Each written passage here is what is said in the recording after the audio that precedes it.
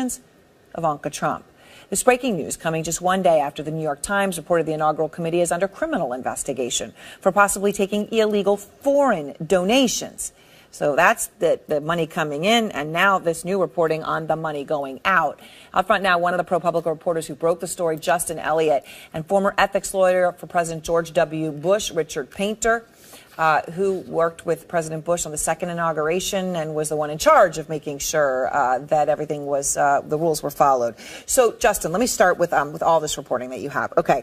You have never before reported evidence here tonight that is part of this story of how much the Trump organization was overcharging, right? And in one case, you're talking about $100,000 a day for space at the Trump Hotel in Washington, right?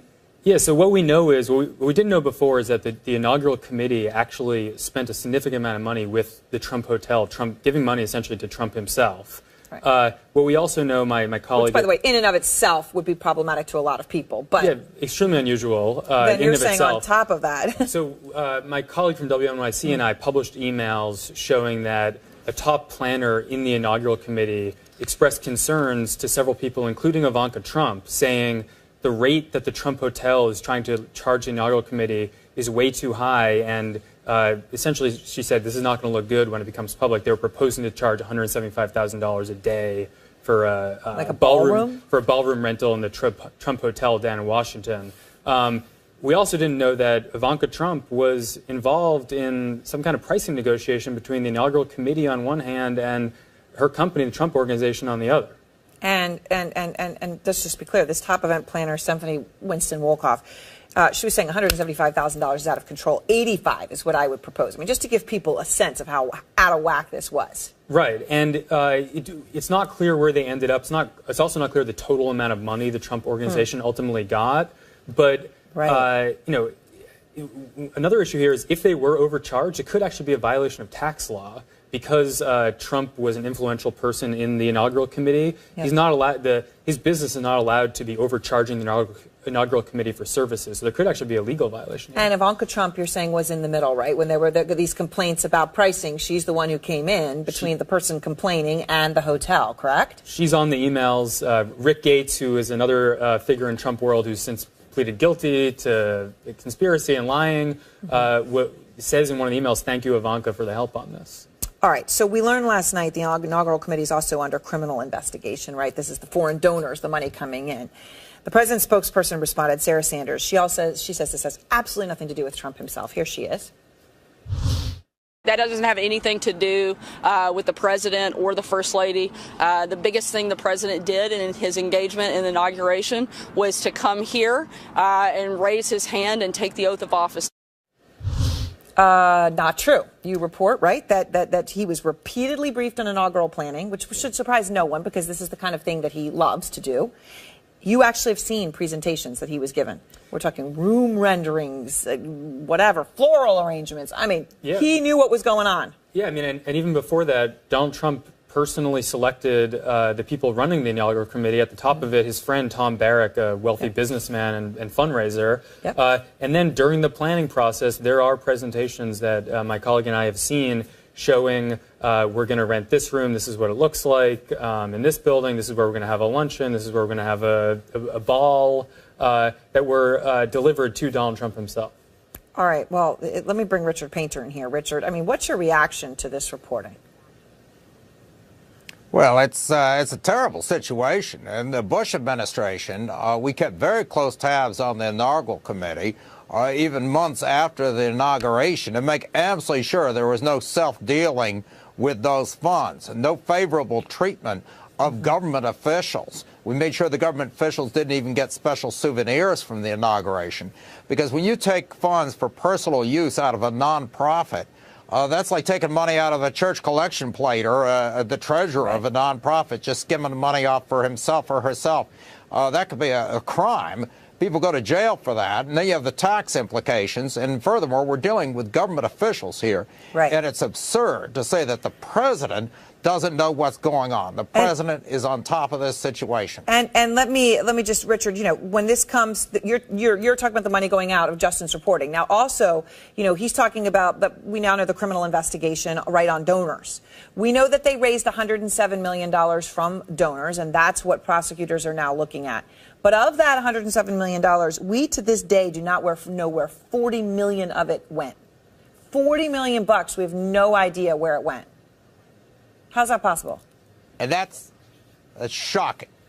Somebody's stealing money. Somebody's put money in their own pocket. $40 million unaccounted for. We elected a president who said, well, I'm a successful businessman. Well, we knew there were a lot of problems there. But $40 million unaccounted for, that is a telltale sign of fraud. Something's going on here. Criminal activity is very likely. If we had seen any amount of money missing in the Bush inaugural committee, I would have called people into my office and said, I want to find out exactly where that money is.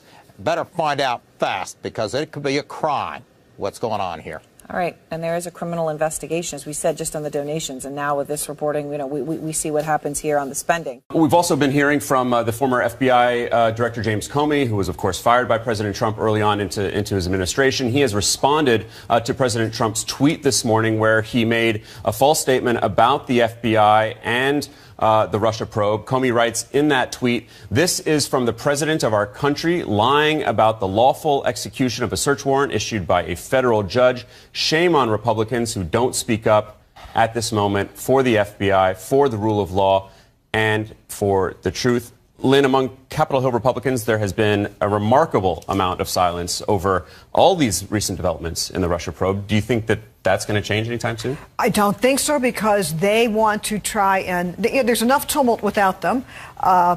The senators want to, especially want to try and move on and not have this further distraction when there's enough out there that they think their voices may not add much to anything. There's also a wait-and-see situation for when the House Democratic investigations, which are poised to start as soon as the new House is sworn in on January 3rd.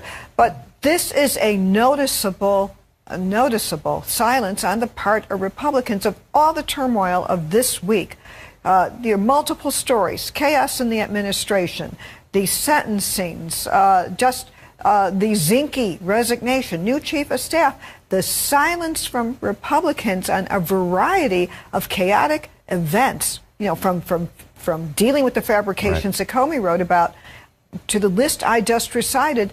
It is more than just silence. It's almost, where is the responsibility to talk about how you're going to govern with the president who is intent on taking the course he's taking, and with these tweets that seem to undermine the very foundation of democracy and show a disrespect, which we all know is there, for facts. Tom, is that just because there's no political upside for these Republicans? Yeah, I mean, we've seen this over and over and over before. When will Republicans in Congress speak out on any number of issues, whether it's related to the Mueller inquiry, whether it's related to other issues?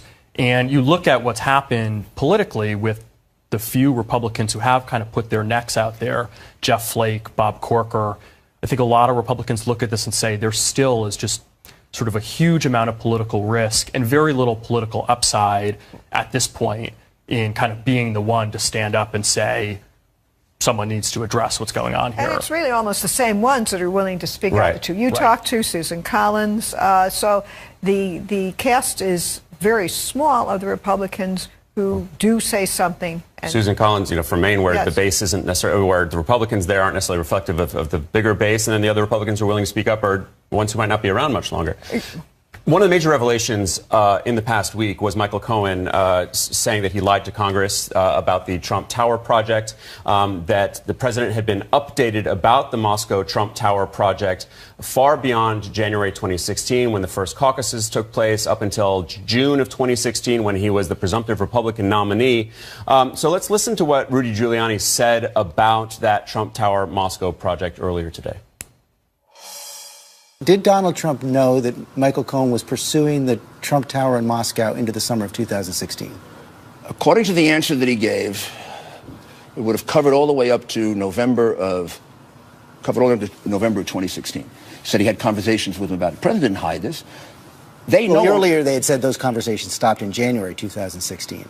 The date, until you actually sit down and answer the questions, and you go back and you look at the papers and you look at you're not going to know what happened. That's why lawyers, prepare for those answers. Okay, then Robert, we've also heard the president himself after this came out saying that he didn't know if he was going to become president, so why should he drop his business dealings? What's the legal significance of what Giuliani said right there?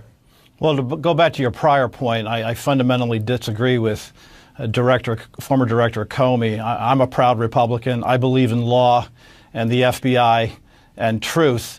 But I also know that there was a lot of politics being played early on in this investigation, including regarding the Steele dossier and the failure to disclose the fact that the Hillary Clinton campaign was behind financing it, and also the failure before a FISA court to make sure that that was known and apparent. And then what I subsequently found out this week is that with regard to Michael Flynn, FBI Director Comey, snuck 2 agents into the White House, unbeknownst to the White House Chief of Staff and the White House counsel's office, in order to presumably get him to make false statements about things that they already knew the answers to because they had the transcript of the Kislyak conversation. Right. So it strikes me in the first instance, how is whatever Flynn said material to any investigation, since it seems that their apparent purpose was to obtain his statements and then be able to use those against him, as they did to go to Sally Yates, then the acting attorney general, in order to try to have him removed from his position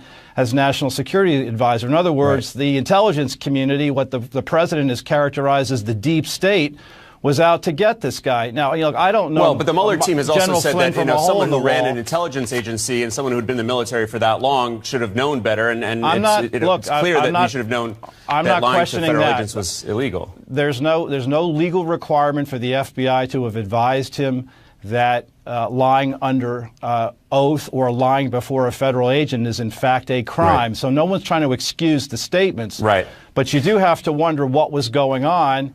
And what the president's point was, which Director Comey completely misses, is that the origins of this investigation are suspect.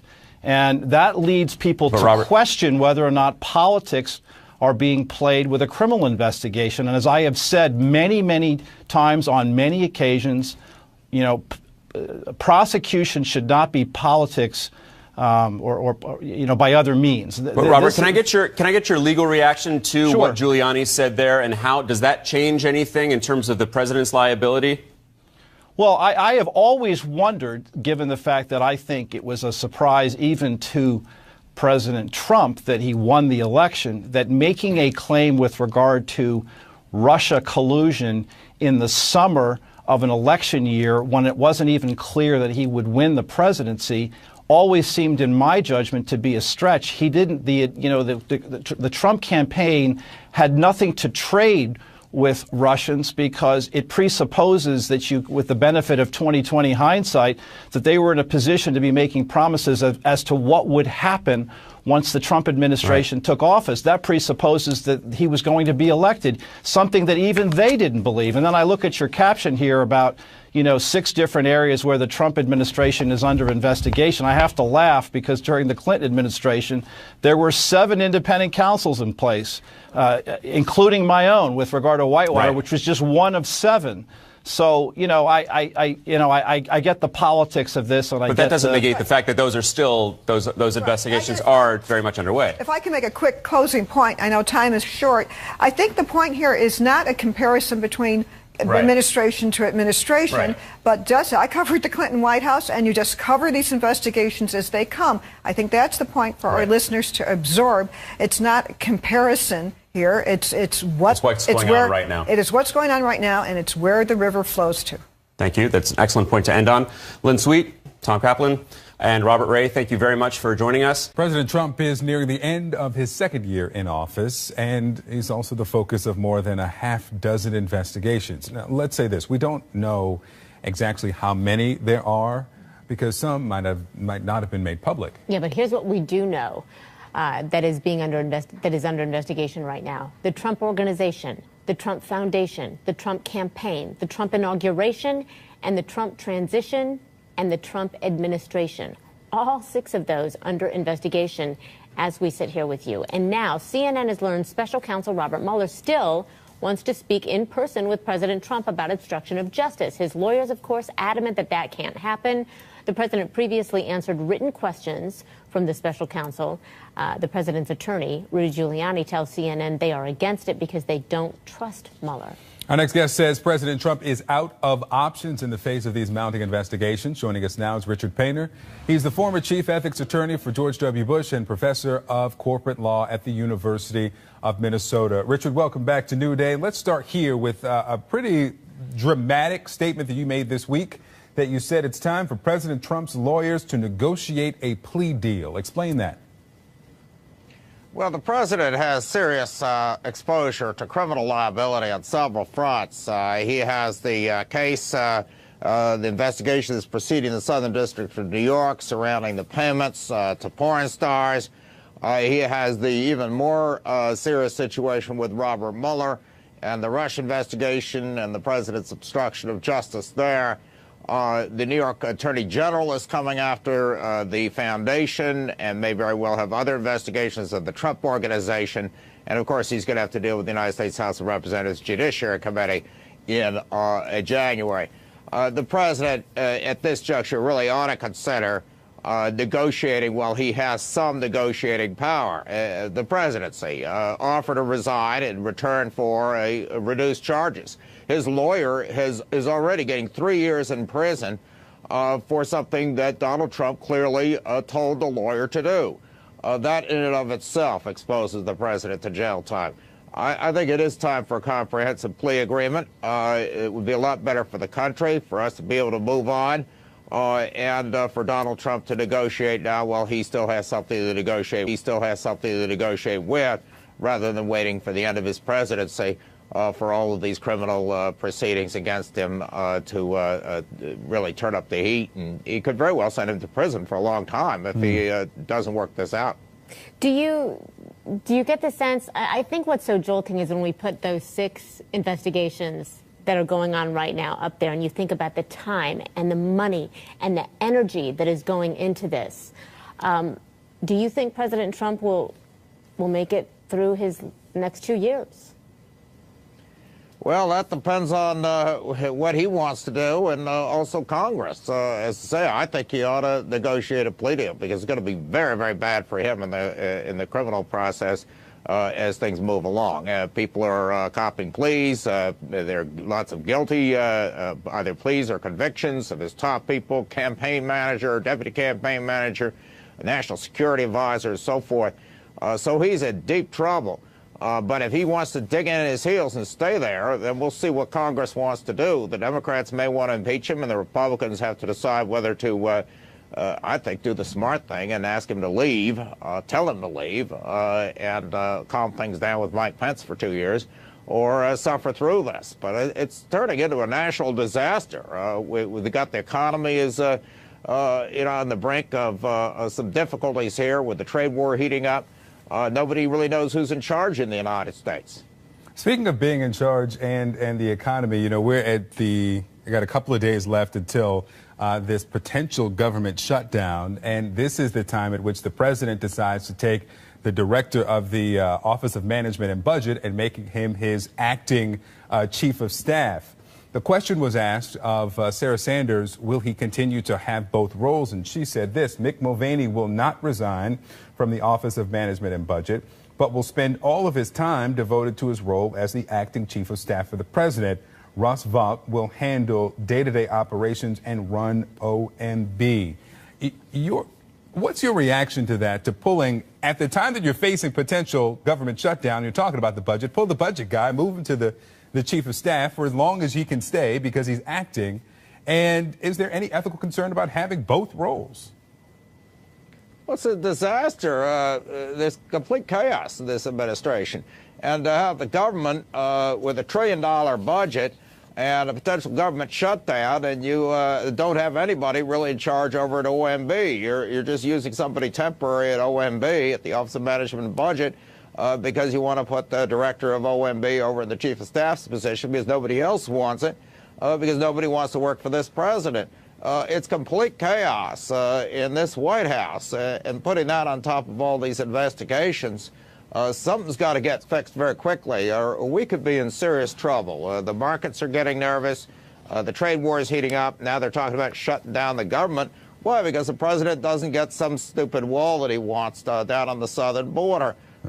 It's ridiculous what's going on right now. I got one more here. Let me ask you what you think about the current director of that office, Emory Rounds. Initially, when he was announced as the nominee, there were encouraging responses from several of you who've held the office. But now I see on Twitter and from you being on the shows, Norm Eisen, you, Walter Schaub, former directors, are just lambasting this administration daily. What do you think of the job he's doing now? Emory Rounds is over at the Office of Government Ethics, and I think he's doing a very good job at the Office of Government Ethics. Yeah. That's an independent agency. The problem is they don't have the enforcement powers they ought to have, and because of that, when they write the White House and tell the White House somebody's in violation, for example, Kellyanne Conway has been shilling for Ivanka clothes or violating the Hatch Act or whatever, the White House basically tells the Office of Government Ethics to pound sand. Emory Rounds, he was my deputy in the Bush White House in the ethics office there. He's worked at OGE for a long time. He's doing the absolute best job he can as director of the Office of Government Ethics. But they need to have enforcement power. They need to have the power to investigate. Because what we're finding out is that everybody in the Trump administration is just ignoring the Office of Government Ethics. They simply don't care what OGE has to say about what the rules are. All right. Richard Painter, thanks so much. Thank you. Thank you, sir. Breaking news, the Washington Post has just obtained a draft of a report that has been prepared for the Senate about Russia's interference in our 2016 election, and it describes it as the most sweeping analysis yet of Russia's disinformation campaign. The report studied the millions of social media posts provided by technology firms. And here's what it found, according to the paper, that Russia used every major social media platform to help elect Trump, that all of Moscow's messaging was intended to benefit the Republican Party, specifically Trump, and that on Facebook alone, Russia's campaign reached 126 million people. It reached another 20 million people on Instagram. With us now, one of the Washington Post reporters that obtained this report and is breaking this news, Craig Timberg, and our chief media correspondent, Brian Stelter. Craig, how is any of this different from what we've already learned about Russian interference? Let's start there. This in many ways is the report we've been waiting for. It's sweeping, it's comprehensive, it uses the fullest data set we've seen yet from the companies who turned over lots of information to the government that they didn't turn over to anybody else. And so it doesn't exactly tell us things we didn't suspect or haven't heard, but it puts it all together in a new way, and it's very comprehensive and compelling. I feel like they kind of reverse engineered the entire Russian disinformation campaign in this one report. In your report, you write that this report found the Russians, quote, worked even harder to support Trump while in office. While in office, how so? Every platform that these researchers tracked posted more often after the election. YouTube in particular went up by some remarkable degree. And so we tend to think of this narrative in terms of, coming up to Election Day, but actually intensified after Election Day. And was still intensifying when the social media companies took this data, took these accounts down from the Internet Research Agency in Russia sometime around the middle of 2017. Now, this Russian campaign, as you mentioned, Brian, reached 126 million people on Facebook, another 20 million on Instagram. Is that a lot in the world of social media? Yeah, on websites where there are billions of accounts, 100+ million is a very big number. It doesn't mean that every person who viewed this content was manipulated or persuaded by it. But obviously, the Russians didn't need to persuade 100 million people. They only needed to persuade a relatively small number of people in order to affect the outcome of the election. Now, whether that is what actually happened or not, I don't think we will ever be able to say for sure. But with all the talk lately about who knew what when, new elements about collusion, new claims about the Mueller probe, This takes us back to what really happened and just how concerted the Russian effort was to try to persuade voters. And like I said, it didn't take 100 million people to be persuaded. What happened because of these Russian trolls, these hackers and criminals, is that it changed the conversation around the election. And I think most importantly, Anna, as you pointed out, this reporting from these researchers is that it ramped up even more intensely after Election Day. It makes you think about Trump's relationship with Russia, Trump's relationship with Putin after Election Day in the early days of the presidency and what was going on. Why were these Russian agents still trying to affect Americans' thinking? One of the details, Craig, in this report is that it found that Russians targeted African Americans specifically with misleading information about how to vote. Tell us more about that. Well, one of the major parts of this campaign was keeping people from going to the ballot box, people who would have voted for Hillary Clinton, at least in the view of the Russians, apparently. And so there was all this messaging around, hey, you know, we can't trust elections, or Hillary Clinton isn't any better than Donald Trump. And we've known that for a while, but to see it put together in a single comprehensive report is really impressive. And it looks like the effort to reach African Americans was nearly as extensive and as effective as the effort to get conservatives activated around gun rights or around immigration issues. So really, they worked both sides of the coin, if you will, really effectively. And some of it was about promoting conservatives and encouraging people to vote for Trump. Others was about discouraging voting for Clinton. But all of it was in the same direction, right? All of it was in the Trump direction, even though they were pressing different buttons for different people. Craig, does this report reach any conclusion as to how this may have impacted the election? It does not wrestle with that question, and of course, on some level, it's unanswerable, right? There's no way we can go and run the election again and take this out and see what happened. But it does suggest that the campaign was really shrewd, was sophisticated in its understanding of American politics, was sustained, and kept going even longer than most of us really understood. And in fact, there's no reason to think this ended in 2017. I mean, the social media companies, Facebook and such, were still taking down accounts affiliated with this, right up until almost to the midterm election. Now, this report doesn't reveal what happened with that kind of data, but there's no reason to think the Russians stopped. I mean, why would they? Let me read just a quote here. It says, social media have gone from being the natural infrastructure for sharing collective grievances and coordinating civic engagement to being a computational tool for social control, manipulated by canny political consultants and available to politicians and democracies and dictatorships alike, Brian. Right, and that applies to more than just Russia, more than just one foreign government. It happens to be Russia that is the central focus of this probe. But other foreign actors, other groups are also able to use social media in this way. And Facebook, Twitter, and YouTube, Google, they have belatedly woken up to these facts way too late. Our colleague Donnie O'Sullivan has some new reporting that suggests maybe these researchers were only given the bare minimum of help from the social networks. Now, we'll have to see what the networks say. Facebook may say that it was enormously helpful to these researchers, but that's been a concern for the past couple of years. How open have Facebook and Twitter been to letting us reconstruct what went wrong in 2016 and what might still be going wrong today? Because I think as any user of Facebook or Twitter knows, there's been some changes, there's been some improvements in some ways, but it's pretty easy to go down a pretty dark rabbit hole and find a lot of nasty content on social media these days. Some of it just published by Americans, but some of it published by people pretending to be Americans. And that's the root of this report. That's the root of this problem. People that are posing as Americans trying to sow division in our country.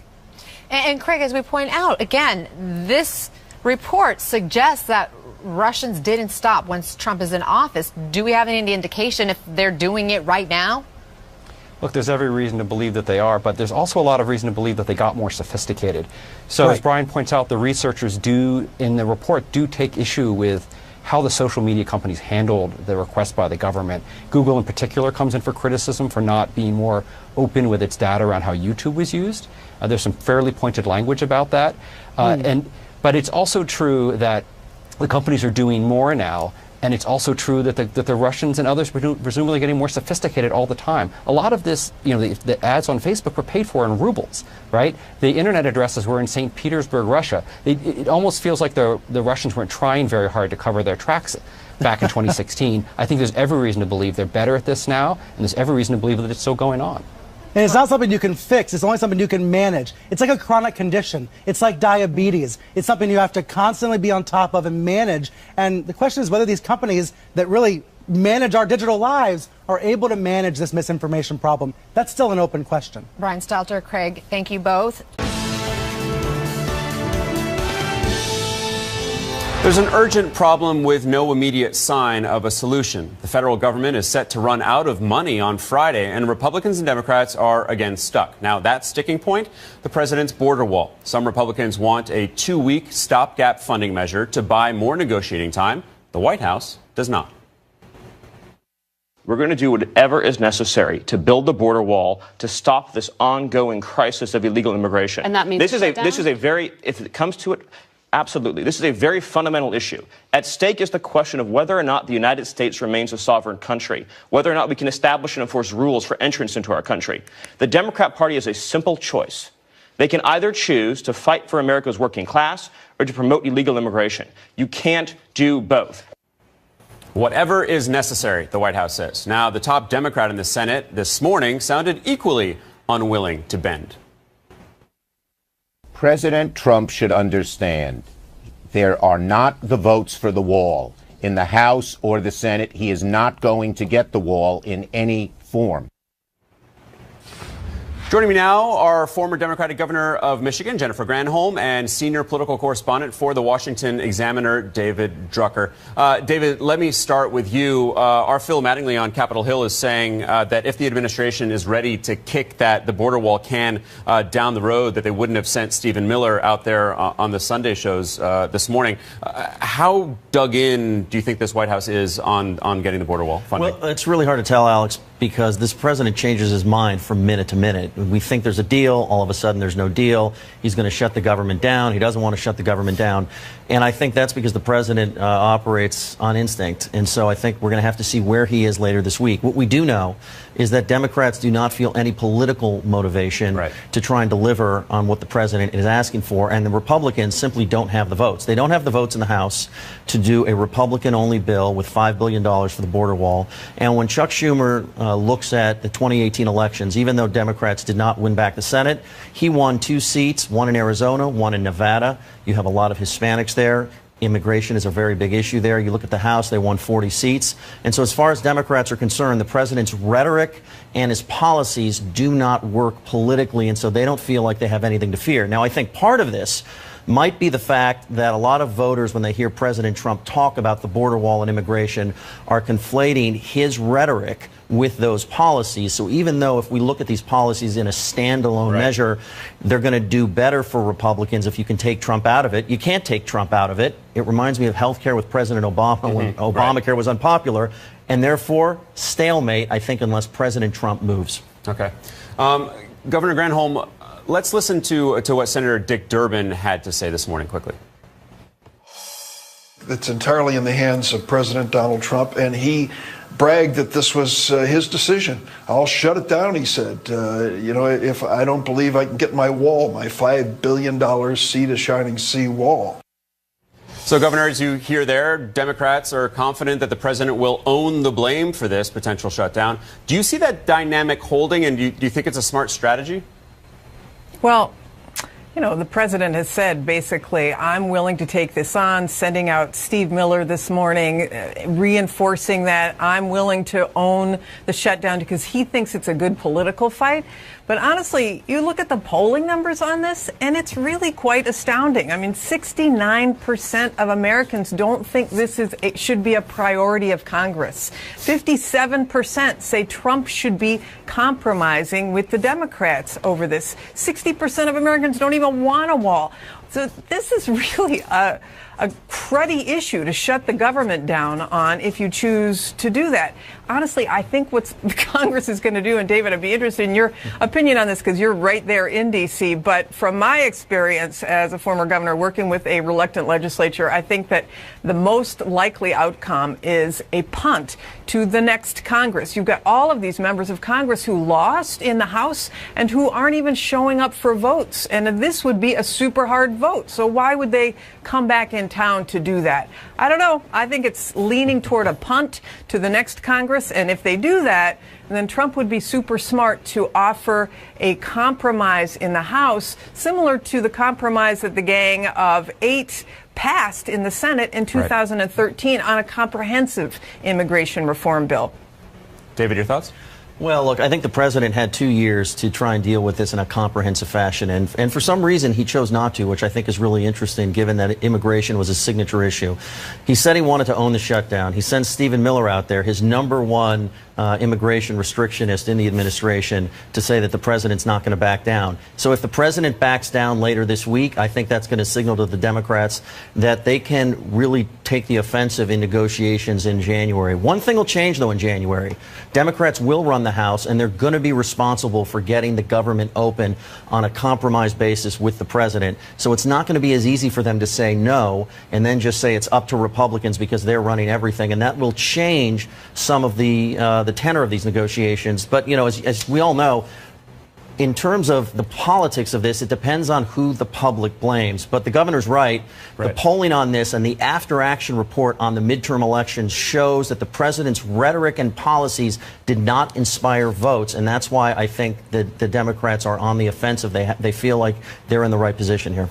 I want to switch gears to the Affordable Care Act, Obamacare. Governor Granholm, of course, we saw on Friday a federal judge in Texas make a ruling that would attempt to dismantle Obamacare. This is something that the president then celebrated on Twitter. If we game this out,